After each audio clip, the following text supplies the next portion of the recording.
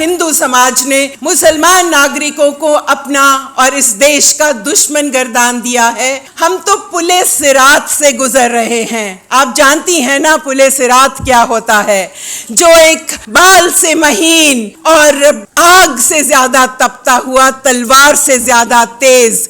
हम उस पुल से रोजाना निकल रहे हैं हिंदुस्तान के मुस्लिम, और शायद हम पार भी नहीं जाएंगे। थिंक पॉलिटिकली, ऐसा सोचो कि जो इस समय हिंदुस्तान के बड़े पर्दे पर हो रहा है, जिसमें नफरती हिंसा का प्रसार है, जो हमें अपनी जो क्लास यूनिटी है उसे भी कायम नहीं रखने दे रहा, उस नफरती हिंसा के खिलाफ एक व्यापक युद्ध है जिसके अंदर महिलाओं का युद्ध भी शामिल है। महिलाओं ने हमें सिखाया कि हमें पॉलिटिकली, इस दौर में पॉलिटिकली समझ से काम लेना होगा।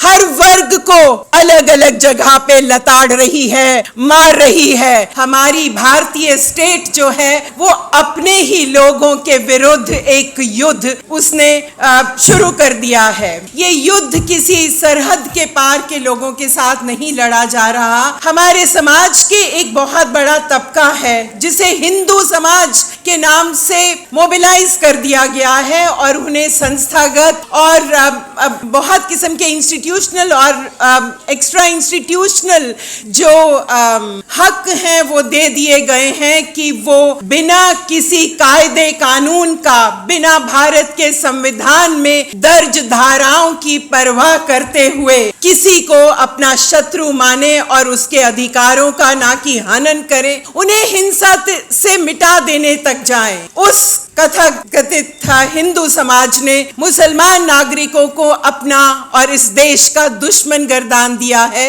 और फिर इस दुश्मनी के चलते उनके ऊपर बेतहाशा तशद्दुद किया जा रहा है। महिलाओं के ऊपर, मुसलमान महिलाओं के ऊपर बिना किसी रोक टोक के दबी जबान में ही नहीं, खुले आम यौन हिंसा के नारे दिए जाते हैं। हमने हाल ही में नूह में देखा, उससे पहले भी एक लंबी लिस्ट है जहां जहां खुले आम मुसलमान औरतों के ऊपर हिंसा के आह्वान किए गए, और ये आह्वान किसी भी तरह से उन्हें प्रताड़ित नहीं किया जाता, बल्कि दूसरे अपने जो नए मिले हुए हकों को लेकर वो दूसरे जो समुदाय के लोग हैं किसी भी तरह से सामूहिक सजा देने के लिए हमेशा तैयार हैं, जिसमें स्टेट भी उनके साथ जुड़ती है। और हमने देखा है कि किस तरह से बुलडोजर चलाकर मुसलमान लोगों के रोजगार तबाह किए गए हैं, उनके घर बाहर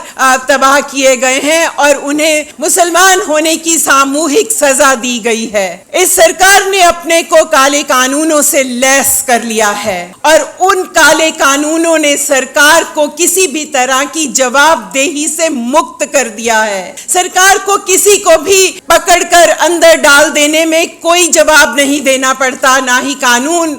इस तरह से उन्होंने अपने लिए कानून बना लिए हैं, इस तरह से अपने लिए इम्प्यूनिटी जो है वो पूरी की पूरी इंट्रेंच कर ली है कि जवाबदेही से मुक्त हो चुके हैं। हम जानते हैं कि भीमा कोरेगांव की साजिश, तथा कथित साजिश के नाम पर हमारे देश के बुद्धिजीवियों को किस तरह पिछले 5 साल से जेलों में बंद किया गया है, और उनमें महिलाएं भी शामिल हैं। महिलाएं हमेशा से कंधा जोड़कर इस हिंदुस्तान की जो भी लहरें उठी हैं, जिस तरह से भी आवाजें उठी हैं प्रतिरोध की, महिलाएं उसके साथ हमेशा खड़ी हुई हैं, और आज भी जेलों में बंद, चाहे वो दिल्ली के कोट अनकोट दंगे हों, या भीमा कोरेगांव हो, या पत्रकार महिलाएं हो, कश्मीर की महिलाएं हो, वो आज भी जेलों के अंदर बंद हैं। लिस्ट बहुत लंबी है, और मैं बहुत कुछ और गिना सकती हूं कि आज इस दौर में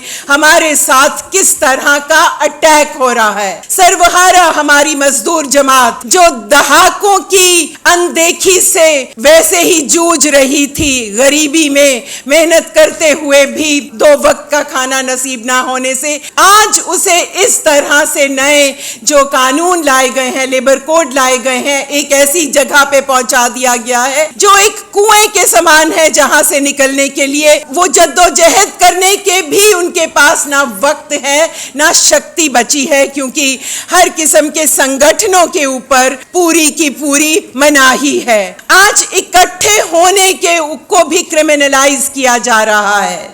इसलिए मैं समझती हूं कि आज का ये सम्मेलन बहुत ही महत्वपूर्ण सम्मेलन है, जहां हमें ये मौका मिला है कि हम इतनी गिनती में भारतवर्ष से जगह जगह से आकर एक जगह बैठ सकें और अपने सिर जोड़कर ये सोचने की कोशिश करें कि आज जो स्थिति हमारे सामने है हम इसे कैसे समझें और किस तरह से इसमें इंटरवीन करने की स्ट्रैटेजी एक नारीवादी पक्ष से, एक नारीवादी जमीन से क्या निकालें और किस तरह से हम आगे बढ़ें। चुनाव हमारे सामने है, हमने बहुत सारे आह्वान शुरू में ही स्टेज से सुने। हमें अपनी शक्ति इस तरह से बढ़ानी है कि हम इफेक्टिवली उसके अंदर जा सके। पर आज महिलाएं जो हैं वो किस तरह से यहाँ पर इंटरवीन कर सकती हैं। जो हम मिल रहे हैं, हम एक भारत में हुए दो ऐतिहासिक आंदोलनों की पृष्ठभूमि में मिल रहे हैं और मैं दो छोटी बातें कहकर अपना वक्तव्य समाप्त करूंगी कि जो दो हमारे साथ हमारे सामने आंदोलन हुए, पहला नागरिकता कानून में जो संशोधन है जो एकदम डिस्क्रिमिनेटरी था उसके खिलाफ जो आंदोलन हुआ, और दूसरा किसान आंदोलन। नागरिकता संशोधन एक्ट के खिलाफ के आंदोलन ने नागरिकता के सवाल को हमारी औरतों की एक नारीवादी समझ से पूरी तरह से उसकी तहें खोली। एनआरसी से शुरू, असम से शुरू हुआ, जब ये सिटीजनशिप का काम चला तो महिलाओं ने ये महसूस किया कि ना तो उनके पास कोई लीगेसी डॉक्यूमेंट्स हैं और ना ही उनके पास किसी तरह की अपनी वंश या अपनी जो इनहेरिटेंस है दिखाने का कोई भी कागज है। महिलाओं के पास जमीनें नहीं हैं, महिलाओं का जमीन के साथ संबंध केवल उनके हाथों की मेहनत है। वो मेहनत करती हैं जमीन के ऊपर और धान उगाती हैं, उनके पास कागज नहीं है और उन कागज ना होने की वजह से उन्हें किन किन लिस्टों में डाला गया और हमेशा के लिए उनके ऊपर तलवार लटकाई गई कि उन्हें डिटेंशन सेंटर में भेज दिया जाएगा, और भेजी भी गई। उसके बाद महिलाओं की पहचान, जो एक बेटी से शादी के बाद पत्नी बनती हैं, वो कौन सी क्लेम करें कि किस धारा से वो आ रही हैं, उनके पास पहचान पत्र नहीं है। उन्होंने ये जो सामने महिलाओं की जो त्रासदी उस दौरान हमारे सामने आई, जब सीए पास हुआ तो एक जैसे ज्वाला फूट गई। महिलाओं के पीछे वो सारा एनआरसी आसाम का एक्सपीरियंस था। उन्हें पता था कि ये जो एक कानून में जो संशोधन हुआ है ये कहाँ लेके जा रहा है। ये खाली मुसलमान लोगों को भारत की नागरिकता से वंचित करने जा रहा है। उस आंदोलन की जो पहल है, उस आंदोलन की लीडरशिप है, वो महिलाओं ने दी, ये जानते हुए कि ये मुसलमान समुदाय के ऊपर एक प्रहार है। उन्होंने उस प्रहार को महिलाओं की दृष्टि से भी खोला और इसीलिए कहा हम कागज नहीं दिखाएंगे और हम एक हैं। हमने उस आंदोलन के दौरान ये सीखा कि वो समूह, मुसलमान समूह, यहाँ असम का बंगाली पृष्ठभूमि का असमी नागरिक है, जिस तरह से उसको उसके नागरिकता के अधिकारों से पूरे समूह को ही वंचित किया जा रहा है, उस वंचित समूह की औरतें किस तरह से दोहरी डिस्क्रिमिनेशन का शिकार हैं। भारत को औरतों ने अपनी शमूलियत से नागरिकता की ये परतें खोल कर दिखा दी। हमें बहुत ज्यादा मान है उन औरतों का जिन्होंने हमारी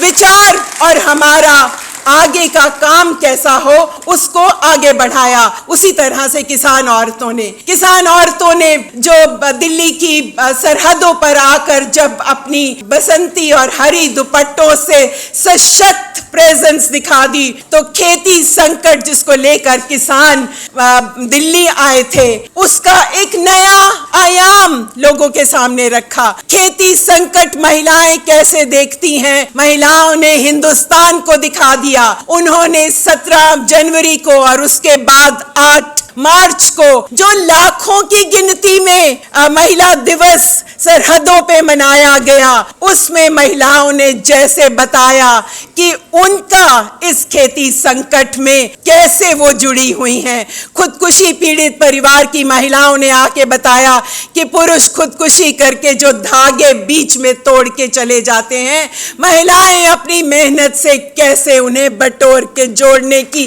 कोशिश करती हैं। वो कॉम्पनसेशन की लड़ाई लड़ती हैं, वो गिरवी रखी जमीनों को उठाने की कोशिश करती हैं। महिलाएं हैं जो बच्चों का पोषण करती हैं, यौन शिक्षा से लड़ती हैं। खेती संकट जो सिर्फ जाना जाता है कि पुरुषों की खुदकुशियों से, महिलाओं ने अपनी स्थिति से उस खेती संकट को सामने दिखा दिया। जो मजदूर लैंडलेस भूमिहीन महिलाएं हैं, उन्होंने अपनी जमीन से बताया कि कैसे खाली जमीन वाले किसान ही खुदकुशी नहीं कर रहे, खुदकुशियां मजदूर भी कर रहे हैं और उतने ही प्रपोर्शन में कर रहे हैं, और उनके लिए तो कॉम्पनसेशन भी नहीं है क्योंकि वो दिखा ही नहीं पाते कि उनकी जो खुदकुशी है वो कर्जा, जमीन खेती का कर्जा लेने से हुई। ये सारी चीजें हमारे सामने आई और एक जो ये आंदोलन था जो लहरें बन के हिंदुस्तान की सरजमीन के ऊपर भर गया, उसने हमें होप दी, उसने हमें नई आशा दी, नई ऊर्जा दी, अपनी ऊपर हो रहे उत्पीड़न को समझने के इंटेलेक्चुअल टूल दिए, बौद्धिक संद दिए कि हम समझ सकें कि हिंदुस्तान के अंदर जो उत्पीड़ित लोगों के साथ हो रहा है उसकी तहें कितनी हैं। दो चीजें सामने निकल के आई जो आज हमारे लिए बहुत जरूरी हैं, जो दो महिलाओं ने उस जब स्टेज लगाई 8 मार्च की, जब स्टेज लगी जनवरी की किसान आंदोलन में या शाहीन बाग में महिलाएं बैठी, तो सबको जोड़ने का जो काम किया, जो सॉलिडेरिटी बनाई कि हमारे पास, हम निहत्थे लोगों के पास एक और एक ही तरीका है एक ऑपोजिशन खड़ा करने का, और वो है हम सबकी एकता, और उस एकता को बनाए रखने में ही हमारी मुक्ति का रास्ता जुड़ा हुआ है, जिसके अंदर पूरी जो व्यापक लड़ाइयां हैं वो चलेंगी। अब ये लंबी मुश्किल लड़ाइयां हैं, बहुत मुश्किल लड़ाइयां हैं, पर लड़नी ही पड़ेंगी। पर हम जानते हैं, हमारी एकता, सब साथियों से अपील है कि हम अपनी एकता बनाए, सभ्याचारक एकता। अरुंधति ने कहा कि वो सब कुछ एक भाषा, एक कल्चर, एक में सबको बदल देना चाहते हैं। हम उस एक को, अपनी जो कल्चरल यूनिटी है, अपना जो जमाती एका है, वो बनाए रखेंगे और पुले सिरात को पार कर ही जाएंगे। आपका बहुत बहुत धन्यवाद।